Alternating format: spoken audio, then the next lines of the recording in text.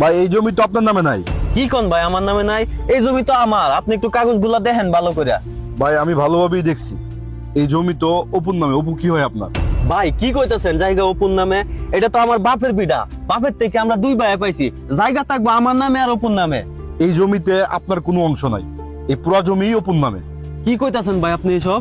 ভাই আমি তো কথা বলতেছি না, কথা বলতেছি এই কাগজে। আমি আপনার এই জমি কিনতে পারবো না ভাই, আপনি তো আমার সাথে প্রতারণা করতেছেন, আপনি ফ্রড। ভাই আমি আপনার সাথে প্রতারণা করতেছি না, আমি গরিব হইতে পারি কিন্তু বেইমান না। আপনি কাগজগুলো আমারে দেন, আমি যাই আরেকজনরে দেখাইতেছি। গ্রামে গঞ্জে জায়গা নিয়ে বহুত ঝামেলা, জায়গা জমি দেখে কিনতে হবে। মাল দেওয়া যা কমেছে, কিছু মাল কিনন লাগবো। কাকা কাকা এদিকে আয়েন তাড়াতাড়ি। আমি এই যে জমিটা বেচতে গেছিলাম, বাজারের ভিটটা বেচতে গিয়া কাগজপত্র যখন দিছিলাম, তখন ওই লোকে কইতাছে কাগজপত্রে বলে আমার নাম নাই, এই জমি বলে আমার নামে নাই। আমার ছোট ভাই অপুর নামে এই জমি, এই কারণে আমি জমিটা বেচতে পারতাছি না। কাকা আপনি তো জানেন আমি অনেক বিপদে পড়িয়া ভিটটা বেচতে গেছিলাম, এখন যদি এটা অপুর নামে থাকে তাহলে আমি কেমনে বেচবাম? আমার কি হইব কাকা? এই ভিটটা ছাড়া তো আমার এখন সম্বল নাই কাকা। কি কইতাছস তুই? তোর জায়গা ওপর নামে যাইবো গা কেমনে? এটা তো আমি জানি না কাকা, অপুর নামে কেমনে গেছে। আমি তো এই জায়গা অপুরে কোনোদিনই দেই নাই। বালা করিয়া খেয়াল করিয়া দেখ তুই ওপর নামে বেচছস কিনা, না হইলে তোর জায়গা ওপর নামে যাই কেমবা। কাকা আমি তো অপুর কাছে জায়গা বেচছি না, আমি যদি অপুর কাছে জায়গা বেচতে তাহি তাইলে আমি দ্বিতীয়বার আবার জায়গা বেচতাম যাই কে লেগা। এখন তুই বিপদে পড়ছস, তোর মাথা মুথা এমনি নষ্ট। আর নাইলে তুই এরকম শুরু করছস কি লিগা? তুই বালা হইয়া মনে হইয়া দেখ জায়গাটা নিয়ে ওপর কাছে বেচছস। আমি অপুর কাছে জায়গা বেচতাম? কি কইতাছেন আপনি? কাকা একটা কথা মনে পড়ছে, একবার অপু আমার কাছে আইছিল। অপু, তোমার ভাই হইছে একটা হাবা বলদ, বুকা টাইপের, কিচ্ছু বুঝে না।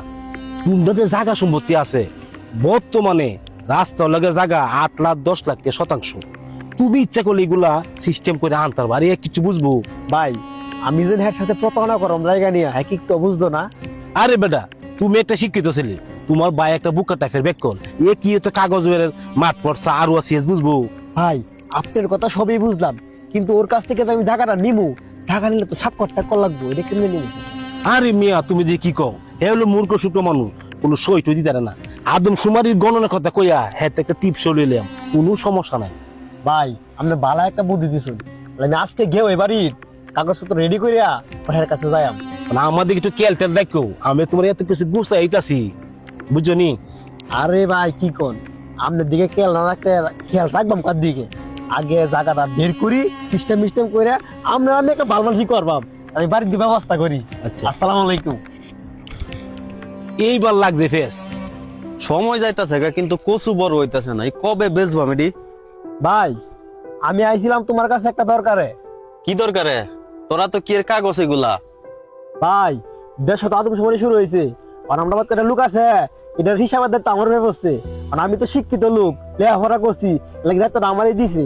তখন তোমরা সবাই স্বাক্ষর লাগবে কাগজের মধ্যে। ও হ্যাঁ, আমিও শুনছি এদিন পরিষদে গেছি না, পরে মানুষে কইতাছে যে আদমশুমারির কাজ শুরু হয়েছে, মানুষের বাড়ির যায় যায় বলে গুনবো কয়জন আছে।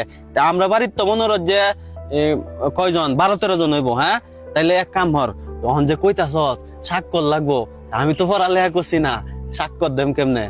ভাই তুমি পড়ালেখা করছো না, তাতে কি হয়েছে? টিপসই তো দিতে পারবা। ভাই দিনের অবস্থা ভালো না, বৃষ্টি হইতে পারে বুঝছো। একটা কাজ করো তুমি, এই যে ধরো এই যে এনে এনে ধরো, এটা লাগাও। কই সই দিতাম? আর এই যে এনে নিচে নিচে কোনাটা একটা দাও, আর একটা উঠে দাও, উপর একটা লাগবো।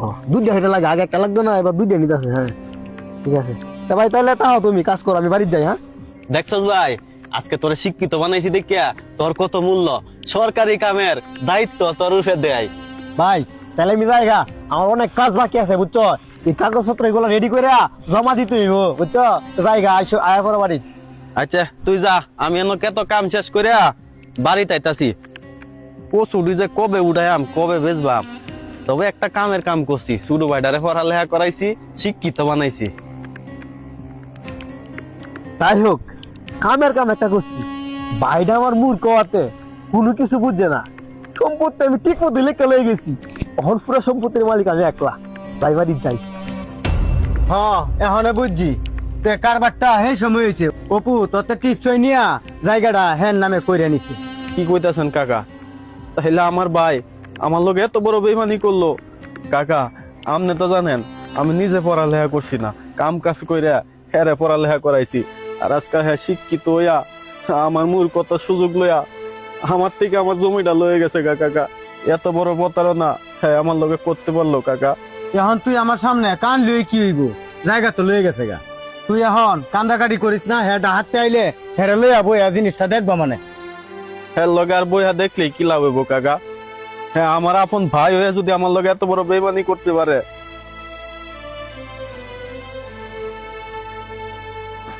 এটা তো আমি জানি টেহা আমার পকেটে ঢুকছে, টেহা যেদিকে আইয়ে এদিকের কথাই তো কোন লাগে।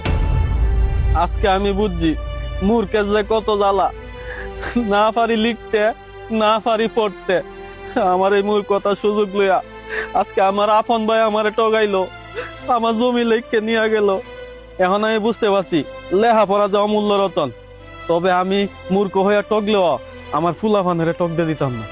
আমার ফুলাফান্ডিরে পড়ালেখা করায় যাতে এই দুনিয়ার মাঝে কেউ তাদেরকে টগাইতে না পারে।